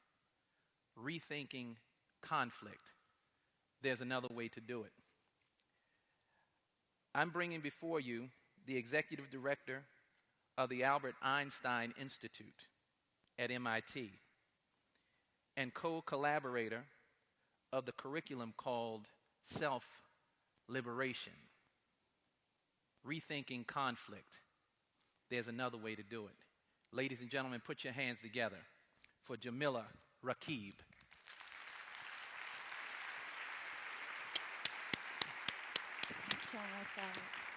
All right. Thank you. Thank you. When I was a child, I remember seeing Soviet tanks on the streets of Afghanistan, where I was born. I was completely terrified. The tanks seemed inhuman and indestructible. I felt powerless next to the tanks. And my country, people, seemed powerless too. At that point in my life, and for many years after, for me, tanks came to represent war. To my young mind, they seemed like the most powerful weapons in the world. And the idea that people could defeat them without having a more powerful military weapon seemed absurd. But now I see things differently. I no longer look at a tank and see it as indestructible. In fact, I've learned to look at a tank and see its weaknesses. Almost all of you will recognize this image. It's Tiananmen Square in 1989, and hundreds, if not thousands, of protesters have just been killed. But in a stunning moment of defiance, one man decided to block the path of a tank using only his body. Most people assume that after this picture was taken, that the man was crushed by the tanks. But that's not what happened. In fact, the tank did stop, and then it swerved. The man once again jumped in front of the tanks, and the tank swerved again. This entire column of tanks was blocked, if only for a few moments, by this one man. The poet Bertolt Brecht escaped Nazi Germany, and he wrote the following: General, you're the powerful vehicle. It smashes down forests and crushes 100 men. But it has one defect. It needs a driver. Brecht saw something that, if only we could all see it, would change the world. The most powerful weapon is not a tank. It's not a military weapon at all. It's a human one. It's the capacity and the willingness of human beings to disobey, and to defy and to refuse to cooperate with injustice and oppression. It's the political application of a type of behavior that thankfully comes very naturally to all of us. That's basic human stubbornness. In short, it's the power of no. And the power of no is the fundamental basis of nonviolent action. I've been studying nonviolent action and working to promote it around the world for years. And during that time, I've learned something that I'd like to share with you today. Nonviolent action can make a tank as useless as if a bomb had been dropped on it. Brecht, our poet, says that a tank has one defect. It needs a driver. But actually, a tank has many defects or weaknesses. For a tank to work, it needs engineers and oil drillers and truck drivers, factory workers and communication specialists. And you get the point. For a tank to work, it requires a lot of people. And if just one of these groups refuses to cooperate, a tank can be made useless. For example, tanks need fuel. And if petroleum workers go on strike, tanks can't move. In Iran, in 1978, almost 40,000 oil workers went on strike to demand political change. And the strike paralyzed the economy so badly that it caused the government to collapse.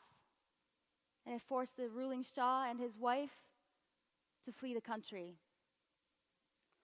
Also, to build a tank and to keep it running requires a lot of money.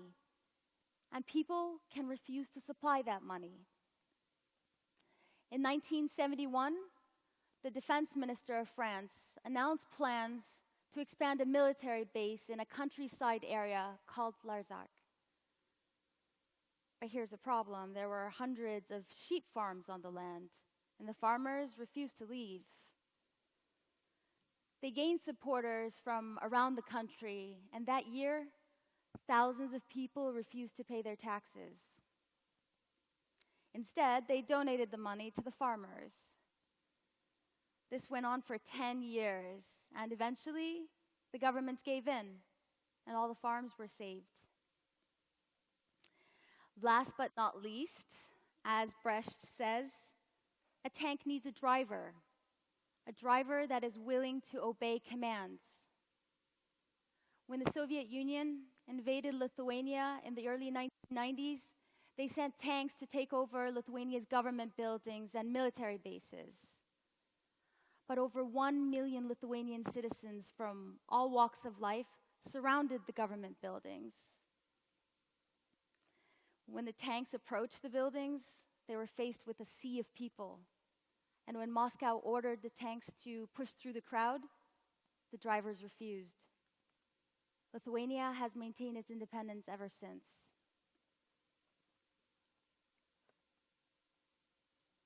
But a tank is just one tool in a military system. And the military itself is just one system that a government can use to impose its will on the population. There are others: the media, the judiciary, the police, the administrators, the financial systems, and the transportation systems. And all of these systems depend on countless people in order for them to work. Without widespread obedience and cooperation from multitudes of people, a government cannot maintain its power. Let's look at one of these institutions, the media, for example. In many oppressive states, the media is just a tool for government propaganda.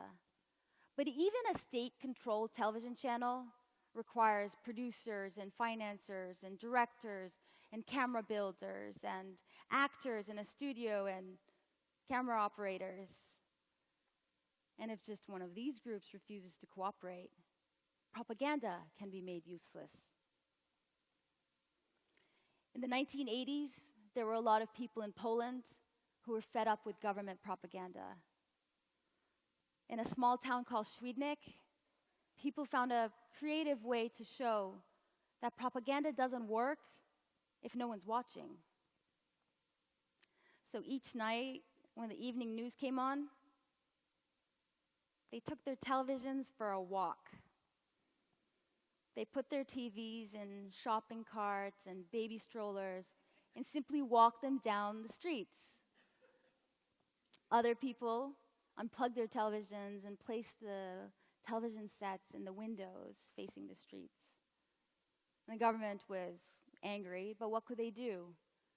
Going for an evening stroll wasn't illegal. There are countless people around the world who are facing their own seemingly impossible struggles today. They're facing their own tanks, oppressive systems that seem all-powerful and overwhelming and impossible to overcome. Too often, people try to fight oppression with violence. But this is precisely where oppressors are the strongest, in military capacity. What if instead we fought oppressors where they are weak, where they depend on our cooperation and our obedience? Because here's the crucial point. If we can see how an oppressive system depends on what we do or what we refuse to do, then we can begin to build a nonviolent strategy that can actually change that system or even destroy it. We are at an important moment in human history. Nonviolent struggle is being used by people around the world in new and creative ways. Right here in Baltimore, there have been ongoing protests since Freddie Gray died in police custody last April. And what's happening here has inspired and informed the larger Black Lives Matter movement around the United States, as well as anti-oppression movements around the world. A lot has happened this year. People in Guatemala carried out a general strike in which they refused to work until their corrupt president resigned from power. This action, among others, was successful within 5 days. Women in Uganda stopped the government from seizing their village by taking off their clothes when soldiers came for their land. It's considered a curse in Ugandan culture to see an older woman naked. Maybe other cultures as well.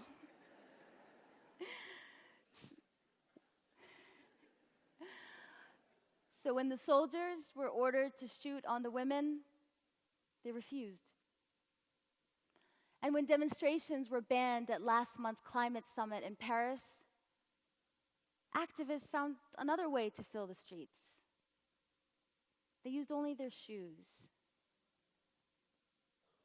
Even Pope Francis sent his shoes to join the demonstration. And all of this is happening with more strategic planning than ever before. People are beginning to understand that we must learn from the available knowledge of how nonviolent struggle works and the history of those who have used it to gain freedom, like Gandhi and Martin Luther King. And not only them, but others whose names are less well known. We no longer need to rely on intuition or improvisation. We don't need to reinvent the wheel.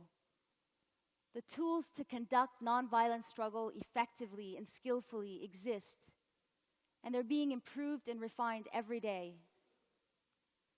People around the world are beginning to understand and realize what my colleague and mentor, Gene Sharp, has famously said. Oppressors are never as strong as they tell you they are, and people are never as weak as they think they are. So I challenge you to shift your perspective. What is the tank that you want to disassemble? What is the oppressive system that seems impossible to overcome? And then, instead of seeing that system as one entity, see it instead as made up of different parts. parts that rely on our cooperation, participation, and obedience. Because just as a tank has fatal weaknesses, so also do other systems. And that fatal weakness could be your disobedience and your willingness to say no. Thank you. Thank you.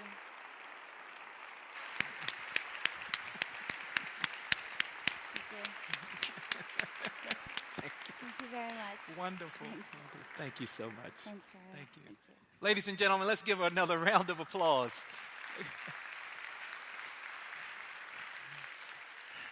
I am so happy and excited about our speakers. You know, most of them are not from Baltimore, but they came to Baltimore to share their words with us as we are in a season of challenge, a season of struggling forward. As she stated, people around the world learned something from Baltimore. We engaged in some nonviolent protest as well, but the only thing that reached the media was the buildings burning. But that's what the media does. Well, ladies and gentlemen, boys and girls, that's 6 of my 7 speakers. One more speaker to go. One more speaker to go. The next young lady that I bring to the stage for her session, hashtag Black, from Black Lives Matter to Black Liberation. Wow. Wonder what that's going to be like. From Black Lives Matter to Black Liberation. An author of a book that's entitled the same. Without further delay, I bring to this red carpet Keeanga Yamata Taylor.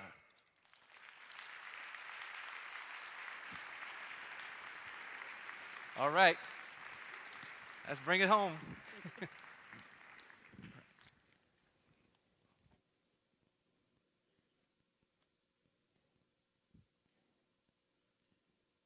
Hello. On April 12, 1865, the American Civil War came to an end when the Union Army officially accepted the unconditional surrender of the Confederacy at the steps of a courthouse in Appomattox, Virginia. The Union Army, led by 200,000 black soldiers, destroyed the institution of slavery, and as a result of their victory, black people were no longer property, but were now to be citizens of the United States. The Civil Rights Act of 1866, the first declaration of civil rights in the United States, read in part, quote, "Citizens of every race and color, without regard to any previous condition of slavery or involuntary servitude, shall have the same right in every state and territory in the United States to full and equal benefit of the laws and proceedings for the security of person and property as is enjoyed by white citizens." 150 years later to the day, on April 12, 2015, 217 miles north of the Appomattox Courthouse, where the Civil War finally came to an end, Freddie Gray, a 25-year-old black man, was chased by Baltimore police. His crime? Making eye contact with the police and running away. At 9 a.m., Freddie Gray was caught by police and loaded into a van. By the time he emerged from the van 45 minutes later, 80% of his spinal cord had been severed, his neck almost snapped in half. Now, I know that people in Baltimore know the story of Freddie Gray better than I do, but I think that his death and the subsequent hung jury in the first trial regarding his death symbolize the continued racial inequality experienced by most black people in this country. In other words, the span of time from the end of the Civil War and the inception of rights of black citizenship to the state-sanctioned beating and torture of Freddie Gray symbolizes the very real difference between formal equality before the law and the self-determination and self-possession that is inherent in actual freedom.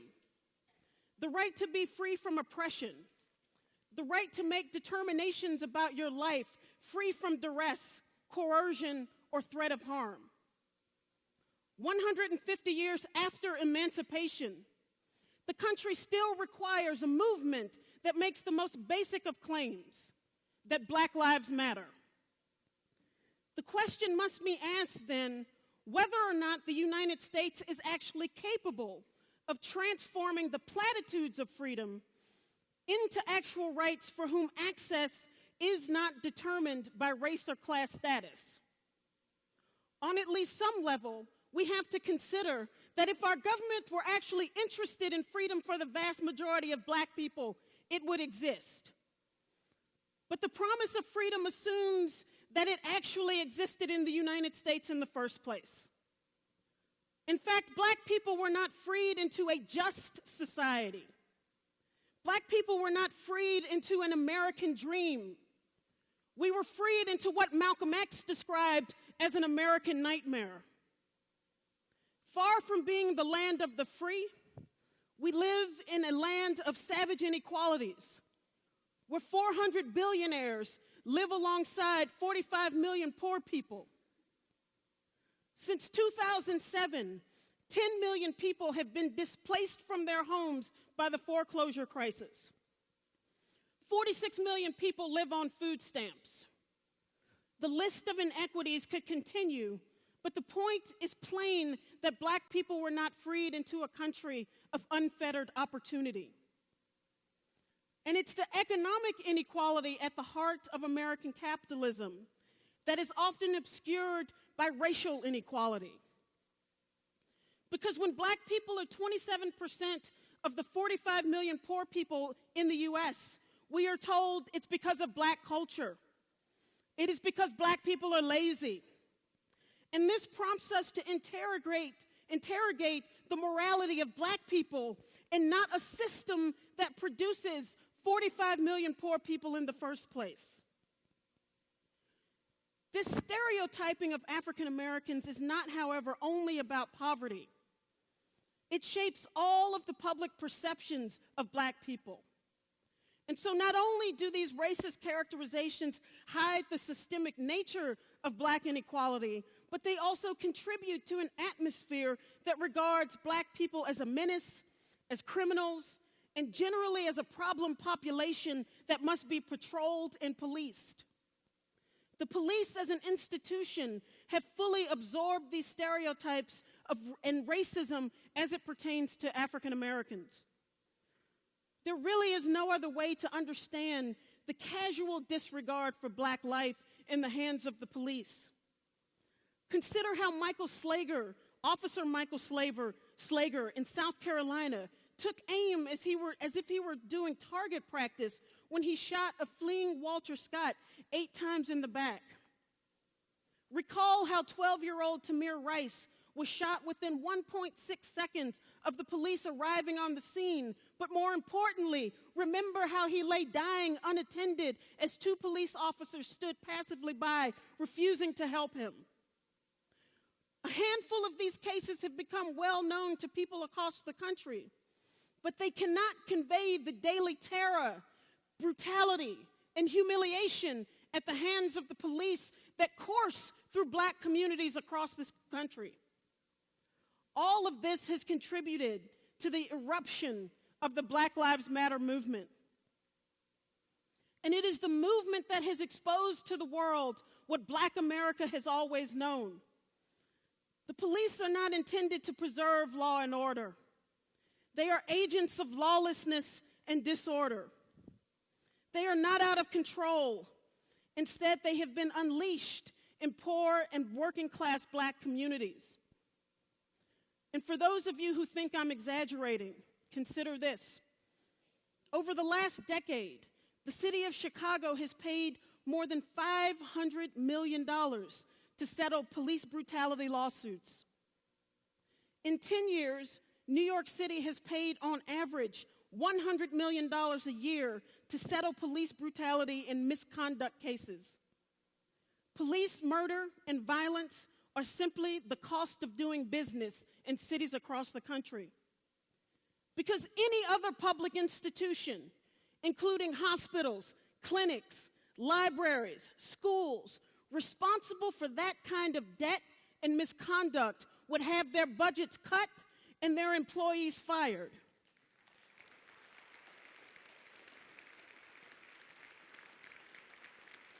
When the Chicago public schools were facing $1 billion deficit in 2013, Mayor Rahm Emanuel closed 52 public schools, but no one dare suggest closing police precincts because they are too costly. And these issues are related, because when you close schools and you close hospitals and libraries, when you provide no jobs, when you keep people in segregated, substandard, lead-infested housing, you are creating the conditions that justify the presence of the police. You are not transforming those conditions that create crime in the first place. And when the most powerful country in the world cannot rein in its police, it is not because they cannot. It is because they will not. In 2015, American police last year killed 1,134 people. Young black men were 9 times more likely to be killed by police than other Americans. But these numbers are just the tip of the iceberg. According to the findings of a study conducted by the Bureau of Justice Statistics on police homicides, in the years 2003 to 2009 and 2011, American police killed 7,427 people. That's an average of 928 people a year. And if you add that average up for 2010, 2012, 2013, and 2014, we are talking about over 11,000 people killed by the police in the last 11 years. A disproportionate number of them black and brown. Consider that in 2014, 58 American soldiers were killed in Iraq, or that 78 people were killed by law enforcement in Canada in 2014, or that from 2010 to 2014, police in England killed 4 people. In Germany, the police killed no one in 2013 and 2014. In China, with a population 4.5 times the size of the United States, the police killed 12 people in 2014. So there has never been a golden age of good policing in the United States that we can point to where the police were killing on average that number of people or not killing one at all. Because the police have always reflected the racism, inequality, and brutality that exist in this country. And it's happening at a time of unprecedented black political power. We have more black elected officials in Congress, state houses, and local government than in any other time in this country's history. The president is black. The nation's top law enforcement officer is black. And this was the fulfillment of a strategy at the end of the 1960s that called for black control of black communities. That we should have our own politicians, our own elected officials. Well, it's been almost 50 years, and I think that we can say that that strategy has failed. Because when a black mayor of Baltimore calls for the National Guard, a unit that is led by a black woman, to put down a rebellion of black youngsters and black millennials, then we have come to the end of one phase of the black movement, and we are entering into another. Many like to compare the movement of today with the civil rights movement of the 1960s. But the Baltimore Rebellion of last April conjured up memories, for me at least, of the rebellions of the 1960s. Because African Americans then, like today, were not fighting, at the end of the 60s, were not fighting Jim Crow or legal discrimination. But they were struggling against the injustice of poverty, unemployment, substandard housing, and police brutality. None of which was against the law, but all of which was at the root of black hardship. And so whether you agree or do not agree with the uprising is not important. What is important is what the rebellion communicated about justice, freedom, and equality in our country. But I ask you to consider the rebellion also in the way that Martin Luther King Jr. did in the 1960s.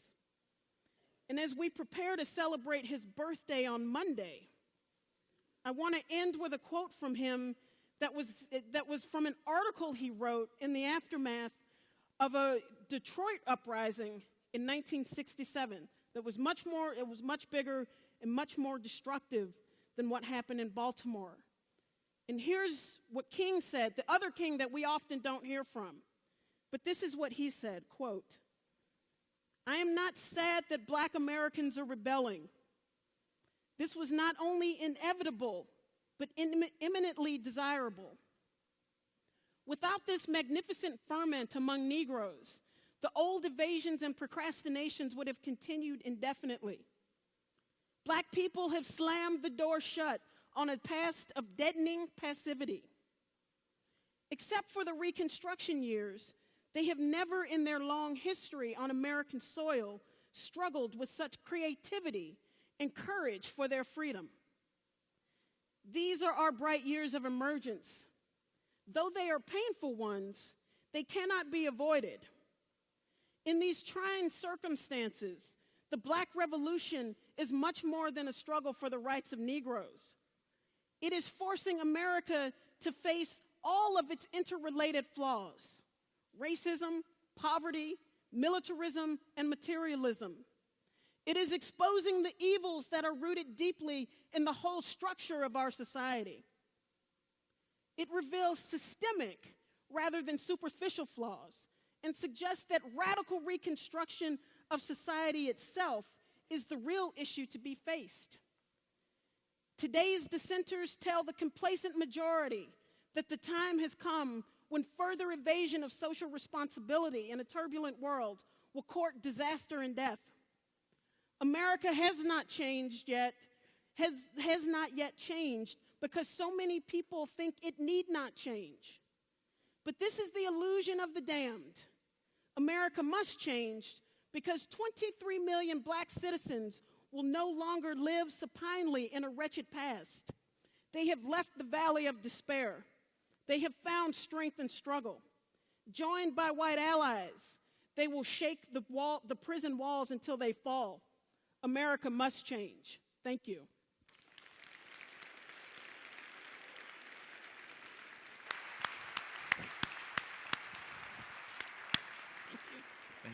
Thank you. Ladies and gentlemen, let's keep our hands going. That was my seventh and final speaker. So we went from the future to the urban, and I think we heard some consistent themes.